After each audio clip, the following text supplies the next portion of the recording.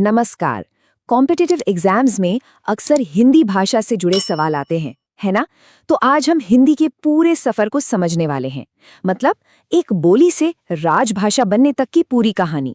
और इसे रटना बिल्कुल नहीं है, बल्कि ये देखना है कि ये भाषा जन्मी कैसे और वक्त के साथ कैसे कैसे बदली।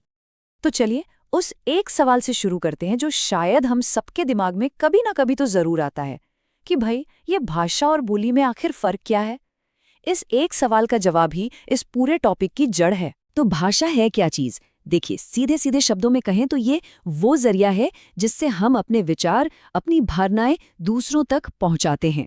ये शब्द संस्कृत की भाष धातु से आया है, जिसका मतलब ही होता है बोलना। और इसके तीन मुख्य रूप होते हैं। एक जो हम बोलते हैं यानी मौखिक, दूसरा जो लिखते हैं यानी लिखित, और तीसरा सांकेतिक। अब दूसरी तरफ है बोली। बोली क्या है? ये भाषा का ही एक लोकल, एक क्षेत्रीय रूप है जो एक छोटे से सीमित दायरे में बोली जाती है। और इसमें ना अक्सर कोई तय व्याकरण या बहुत सारा लिखा हुआ साहित्य नहीं मिलता। एक बहुत ही मशहूर कहावत है जो इस बात को एकदम सटीक तरीके से बताती है, कोस कोस पर पानी बदले, चार कोस पर बानी। इसका मतलब है कि जैसे कुछ दूर जाने पर पानी का स्वाद बदल जाता है, ठीक वैसे ही थोड़ी थोड़ी दूरी पर लोगों के बोलने का तरीका यानी उनकी बानी या बोली भी बदल जाती है। तो आइए अब इन दोनों के बीच का फर्क और साफ साफ देख लेते हैं।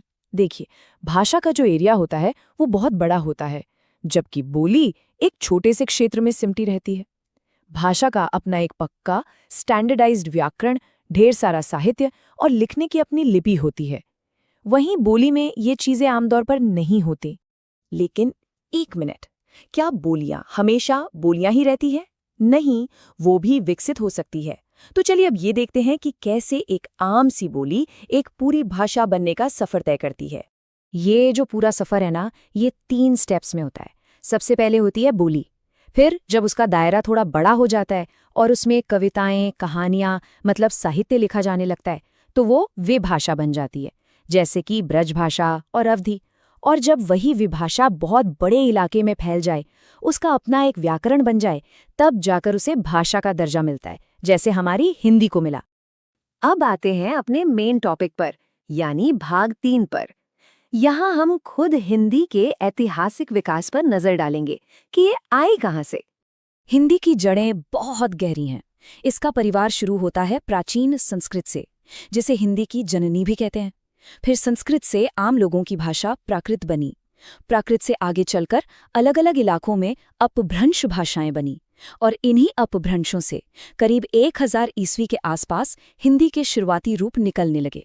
तो अब जब हम ये जान गए हैं कि हिंदी आई कहाँ से, तो अब वक्त है उसके विशाल परिवार से मिलने का, मतलब उसकी अलग अलग उपभाषाओं और बोलियों को जानने का।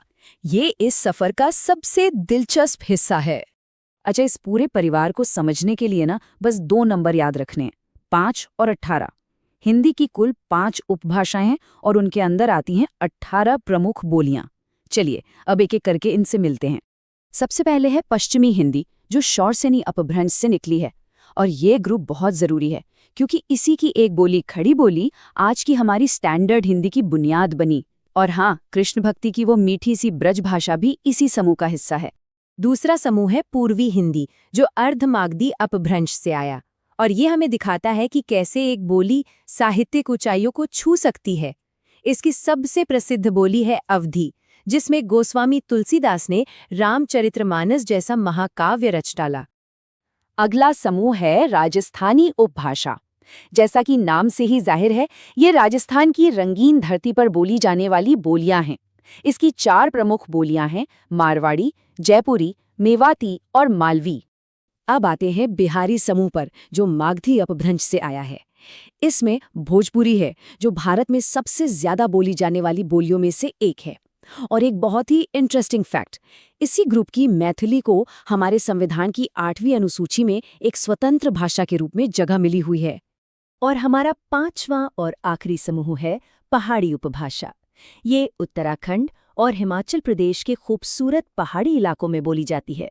इसकी मुख्य बोलियां हैं कुमाऊनी और गढ़वाली। चलिए अब अपने इस सफर के आखिरी पड़ाव पर चलते हैं, जहां हम बात करेंगे हिंदी की आधिकारिक पहचान की, मतलब उसकी लिपि और उसके संवैधानिक दर्जे की। हिंदी भाषा को जिस लिपि में लिखा जाता है उसे देवनागरी कहते हैं। वैसे सिर्फ हिंदी ही नहीं, संस्कृत और मराठी भी इसी लिपि का इस्तेमाल करती हैं। अगर तुलना के लिए देखें तो पंजाबी भाषा की अपनी लिपि है, गुरमुखी। हिंदी को इसका ऑफिशियल स्टेटस कहाँ से मिलता है? हमारे संविधान से। कॉन्स्टिट्यूशन का आर्टिकल 343 साफ साफ कहता है कि संघ की राजभाषा हिंदी होगी और लिपि देवनागरी। यही वो अनुच्छेद है जो इसकी कानूनी नींव है।